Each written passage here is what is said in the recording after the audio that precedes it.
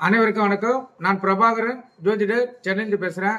இப்ப என்ன சொல்ல போறேன்னா, இந்த ராஜயோக ஜாதக அமைப்புல ஒரு அமைப்பு தான் சொல்றேன், கருத்தில் கொள்ளுங்க. இது ஜாதகத்தின் அடிப்படையில் ஒரு ஜாதகருக்கும் இந்த அமைப்பு இருந்துச்சுன்னா அவங்க பிறந்ததிலிருந்து கஷ்டப்பட்டு இருந்தாலும் அவங்களுடைய வாழ்க்கை தேர்வு 100% மாறிடும். இது ராஜயோக அமைப்பு. நீங்கள் கருத்தில் கொண்டு பயன்பெறுங்க. ஒருவருடைய ஜாதகத்தில் லக்னாதிபதி, அதான் லான் போட்டிருக்கோம், அதான் லக்னம், அதுக்கு அதிபதி. இப்ப லான் போட்டு சந்திர வீடு கடகராசியில் இருக்கிறாரு வச்சுங்க.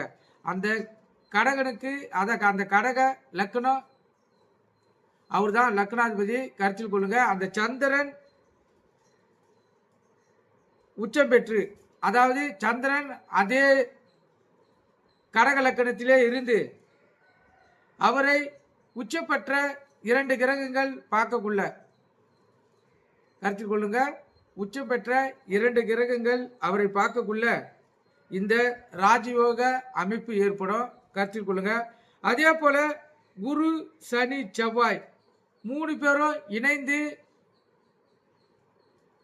கேந்திரத்துல, அதான் 1, 4, 7, 10 இதுல இந்த 4 இடத்துல 3 பேரும் இணைந்து இருந்தாலும், இல்ல இந்த 3 பேரும் தனித்தனியா 1, 4, 7, 10 என்ற இடத்துல அமைஞ்சிருந்தாலும் அவங்களுக்கு இவங்களுடைய தசாபுத்தி காலத்தில் இந்த ராஜயோக வாழ்க்கையுடைய அமைப்பு அவங்க மாற்றத்தை ஏற்படுத்தும். கருத்தில் கொள்ளுங்க. அவங்க வாழ்க்கையில் மிக உயர்ந்த நிலைக்கு மிக சிறந்த செல்வந்தராக திகழ்வார்கள். அனைவரும் அவங்களை ஆச்சரியமாக பார்க்கக்கூடிய சூழ்நிலை ஏற்படும்.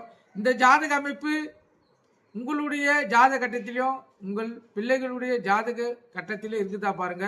உங்களுடைய தலையெழுத்து 100% மாறும். கருத்து கொண்டு பயன்பெறுங்க.